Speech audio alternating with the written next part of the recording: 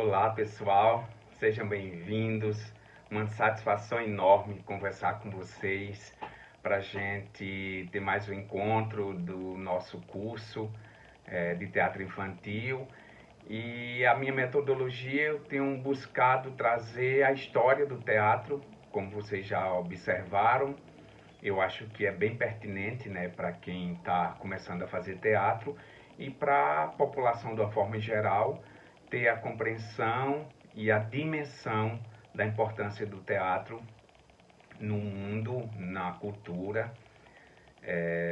A gente, só recapitulando, nós começamos, né, com o teatro grego, né? Depois a gente foi para a Idade Média, passamos pela comédia dell'arte e hoje nós vamos ter o grande privilégio de começar a nossa aula sobre o teatro elisabetano, né, na Inglaterra, que tem esse exponencial maravilhoso, que tem como grande referência o dramaturgo e ator William Shakespeare, essa figura importantíssima da modernidade, da cultura, das letras. Então a gente vai falar sobre o teatro elisabetano.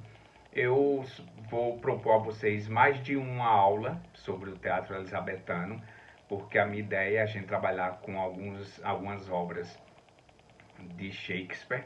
Já lembrando, informando a vocês que William Shakespeare, ele escreveu 38 textos, entre comédias, dramas e tragédias, certo? Isso é bem interessante vocês ter essa informação. Mas para recapitular, eu quero lembrar para vocês o seguinte: no século XII, certo? A Igreja Católica ela é responsável para trazer de volta o teatro, certo? Como eu já falei em outras aulas. E uma grande referência foi São Francisco de Assis, que São Francisco materializou e encenou o nascimento de Jesus Cristo. Então foi o primeiro presépio feito, montado, certo? Então a questão da lapinha do presépio de Natal foi criado por São Francisco de Assis e ele cria dessa forma, resgata o teatro. A Igreja Católica ela mantém essa representação do teatro que estava esquecido, né, no período das trevas, na primeira fase da Idade Média, e a Igreja Católica percebe que é um trunfo muito grande desenvolver e trabalhar o Evangelho, a história da Bíblia, desde o nascimento de Jesus, desde a Gênese, a parte de Adão e Eva, o Apocalipse, em forma de teatro. Era muito mais acessível para a população.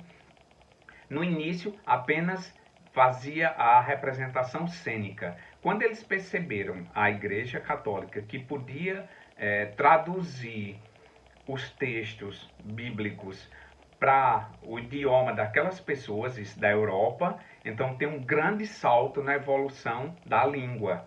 Isso já vai chegando aí para o período de 1500, que é quando começa o Renascimento, a era moderna das grandes navegações. E a Inglaterra, ela está surgindo com o inglês moderno. O inglês moderno, ele desponta com uma língua muito influente, uma língua muito forte a partir de 1500. Né? Nesse período, a Inglaterra ela passa por um processo de cristianização, e surge então aí o teatro elisabetano. Por que esse nome, teatro elisabetano? Era a rainha Elizabeth I, certo? Que vem toda essa sucessão de rainhas que a gente tem ainda hoje na Inglaterra, a rainha Elizabeth, certo? E então cria-se esse teatro e tem muitas pessoas desenvolvendo a linguagem teatral em Londres. Londres está efervescendo, Londres está passando por uma evolução, as pessoas deixando de lado o feudalismo, que vai resultar muito tempo depois na Revolução Industrial, mas aí isso é outro ponto, certo? Vamos nos deter à questão mais do teatro. E as pessoas que trabalhavam com teatro da comédia dell'arte, elas usavam as carroças. Isso eu falei no episódio anterior. Então essas carroças, elas eram colocadas nas frentes das pousadas, certo? Que era das hospedarias ou os guildas, as guildas, como eram chamadas, que eram hospedarias retangulares, que tinha o portão principal, que as carroças entravam e ali a carroça ficava, os hóspedes, eles ficavam com seu material protegido. E os quartos eram em volta. Vejam que lembra muito a questão dos camarotes, certo? Que as pessoas constroem. Na Paraíba mesmo nós temos o Teatro Minerva de Areia, que tem essa estrutura dos camarotes em volta. O Santa Rosa de João Pessoa também tem essa estrutura. Então, os artistas perceberam que se eles colocassem a carroça que eles faziam na rua no fundo dessa hospedaria, eles atingiriam a população, aqueles hóspedes que eles viriam para o pátio e a população de fora. Então eles começaram a cobrar ingressos. Olha que interessante isso. Só que eles não estavam mais interessados em só representar os textos religiosos, os textos do catolicismo. Então eles são obrigados a se retirarem do território da cidade de Londres e eles constroem um teatro. Então o primeiro teatro foi construído em 1576 por James Balbett. Ele teve essa grande ideia de construir um palco dentro, que não seria mais só uma hospedaria, que teria esse palco que nós conhecemos, né, que é chamado de palco italiano, porque ele foi adaptado para a estrutura depois mais moderna, mas é um palco inglês e que tem 3 fundos, certo? A parte de trás, que a gente do teatro já chama de a rotunda ou urdimento, e um segundo plano. Esse construtor, esse empresário, né, que teve essa visão, convida nesse momento um rapaz que estava despontando muito, não é, que era William Shakespeare.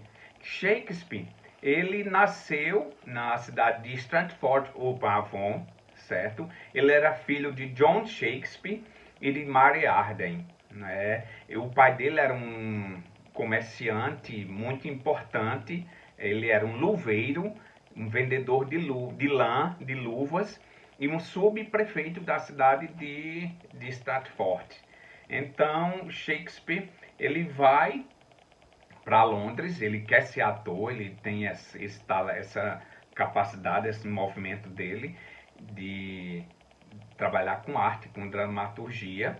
E aos 18 anos, Shakespeare casa com uma moça abastada. Ele foi muito esperto nesse sentido, porque ele casou, a família ficou, né, em Upon-Avon, e ele foi para Londres para trabalhar com o Balbett, né, nessa construção desse teatro lá, né, nas redondezas de Londres. Shakespeare casa, o nome da esposa dele é Anne Hathaway, que lembra muito é o mesmo nome daquela atriz de Hollywood ultimamente, e eles tiveram 3 filhos. Teve Susana e os gêmeos Hamlet e Judith. Sim, Shakespeare, ele nasceu em 26 de abril de 1564, certo? E morreu em 23 de abril de 1616. Então Shakespeare viveu 52 anos, era já uma idade, ele já era um idoso para aquele momento, porque as pessoas nesse período elas morriam muito jovens. Então Shakespeare vai para lá e ele cria toda uma dramaturgia e cria um espaço cênico de usar o fundo do palco, que a gente conhece a famosa cena do balcão do texto de Romeu e Julieta, que Julieta está em cima, não é, e Romeu embaixo, e tem a declaração de amor para eles, certo? Só um detalhe bem interessante, Shakespeare, quando ele morreu, ele deixou de herança para a esposa uma cama, a segunda melhor cama dele, porque a primeira ficou lá na família. E isso era uma tradição da época. Então, ele escreveu também no jazido, ele deixou escrito, quero ler para vocês o que ele deixou escrito no jazido e que está lá no túmulo, exatamente esse trecho, ó.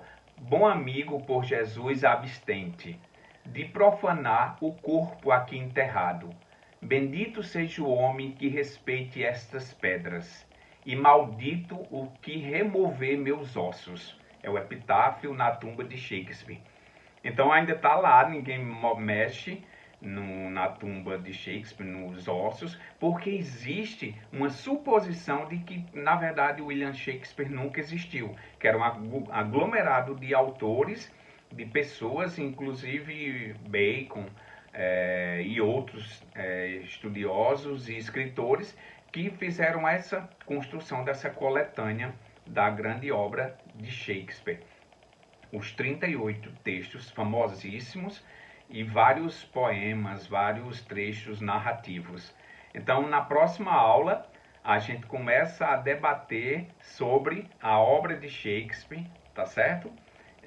E esse grande pulo do teatro ocidental, do teatro contemporâneo, do teatro moderno, através da Inglaterra e de William Shakespeare. Fiquem todos bem, certo? Se cuidem e a gente se vê em breve. Lembrem-se da respiração, lembrem de todo o aquecimento, se alonguem, se exercitem, se alimentem bem, respirem, trabalhem respiração diafragmática, a dicção, e a gente se encontra em breve. Um beijo, fiquem bem e até a próxima aula. Tchauzinho!